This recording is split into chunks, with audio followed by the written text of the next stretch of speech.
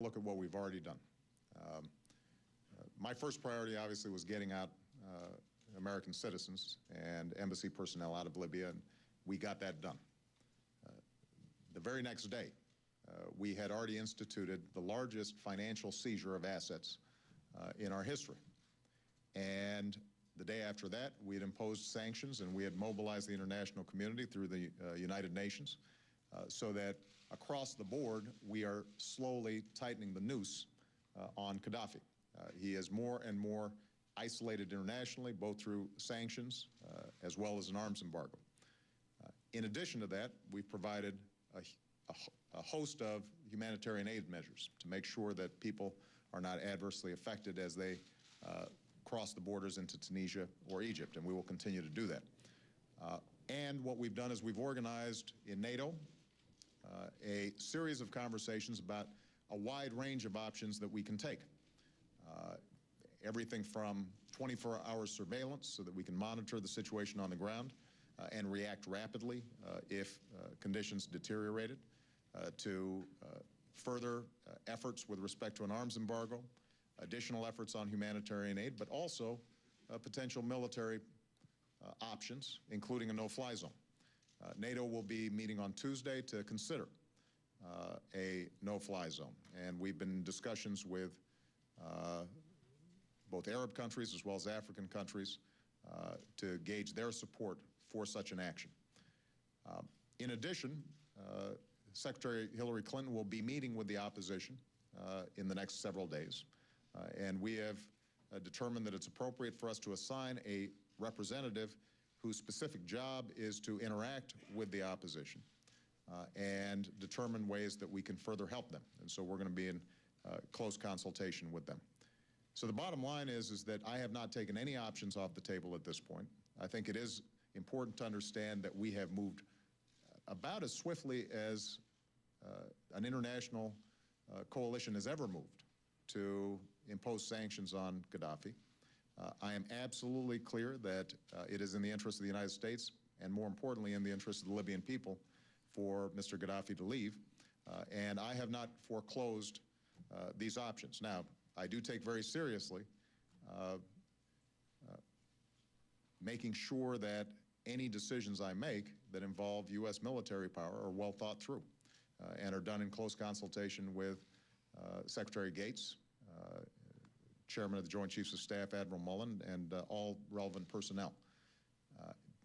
Anytime I send United States forces into a potentially hostile situation, there are risks involved and there are consequences. And it is my job as President to make sure that we have considered all those risks. It's also important from a political perspective to, as much as possible, maintain the strong international coalition that we have right now. Are you concerned that he feel that because you've called for his removal, you've imposed all these sanctions, that Gaddafi feels cornered, has no other option in his mind but to just keep fighting, and in the words of your Director of National Intelligence, he may have the firepower to potentially win this standoff with the rebels? I am concerned, absolutely.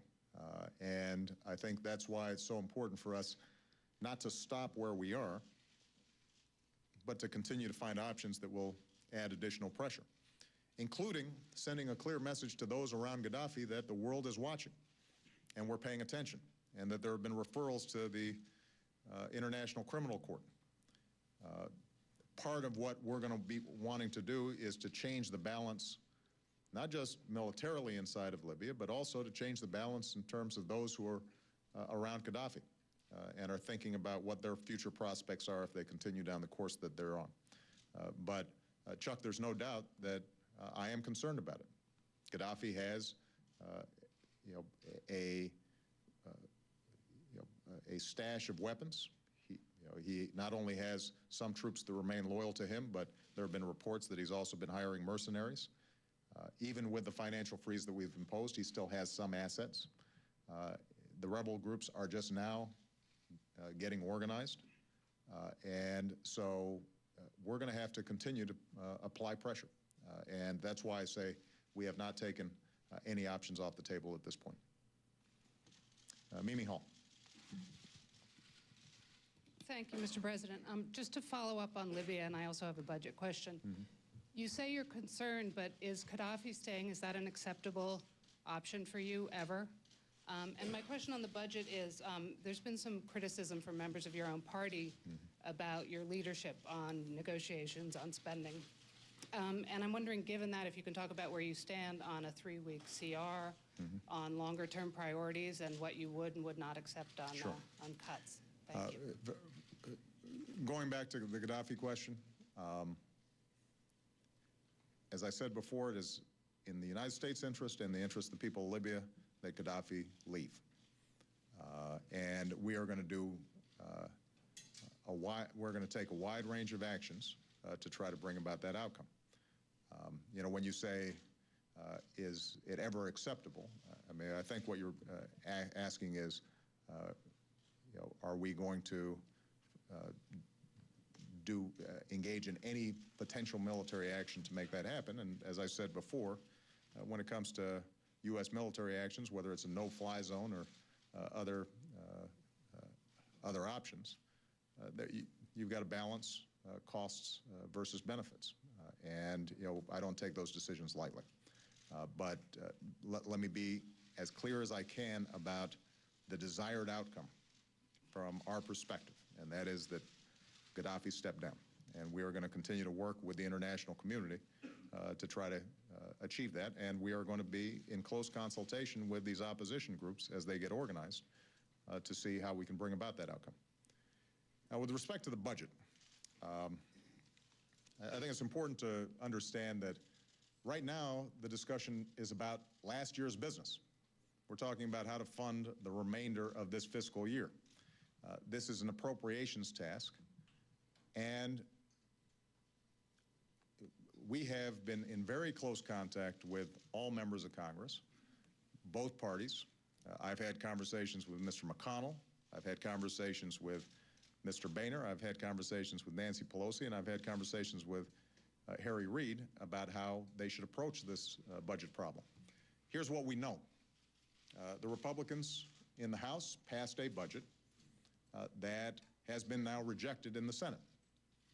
They are not going to get 100% of what they want.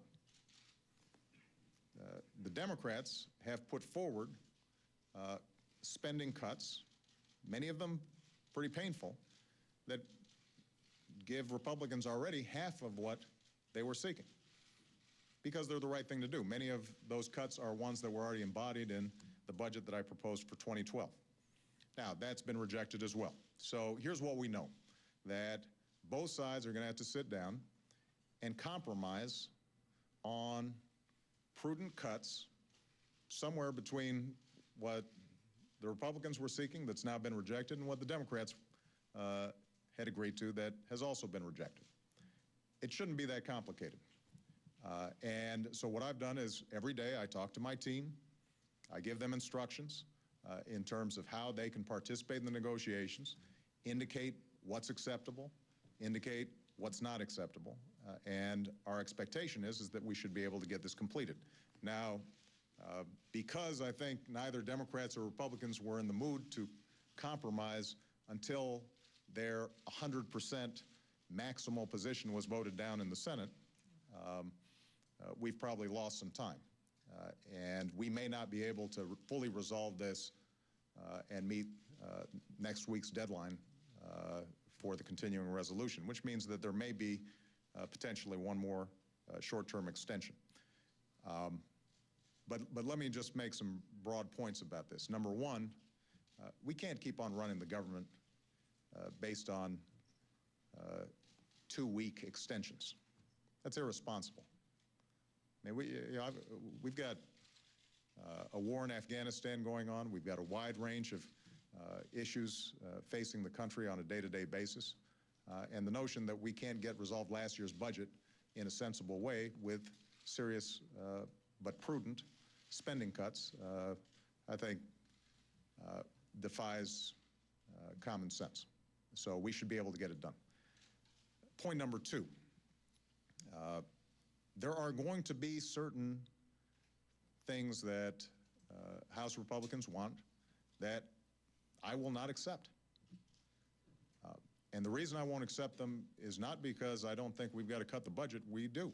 And we've already put forward significant cuts in the discretionary budget, some of which have not made members of my own party happy. But the notion that we would cut, for example, Pell Grants, when we know the single most important thing to our success as a nation long-term is how well educated our kids are. And the proposal that was coming out of the House would cut this year about $800 out of Pell Grants for 8 million kids, and if we're extended into next year, would cut in half the Pell Grants that they're receiving. That makes no sense. The notion that we would decide that under the Republican budget proposal to eliminate 200,000 Head Start slots, that also would mean the layoffs of 55,000 teachers. That doesn't make sense. The principle that I've tried to put forward since the State of the Union is we've got to live within our means. We've got to get serious about managing our budget, but we can't stop investing in our people. We can't stop investing in research and development. We can't stop investing in infrastructure, those things that are going to make us competitive over the long term and will help us win the future. And so I've communicated directly to Speaker Boehner, as well as to Republican leader McConnell, that we want to work with them to get to a sustainable discretionary budget. And we think it is important for us to stop funding programs that don't work. But we're going to make sure that we hold the line when it comes to some critical programs that are either going to help us out-educate, out-innovate, or out-build other countries.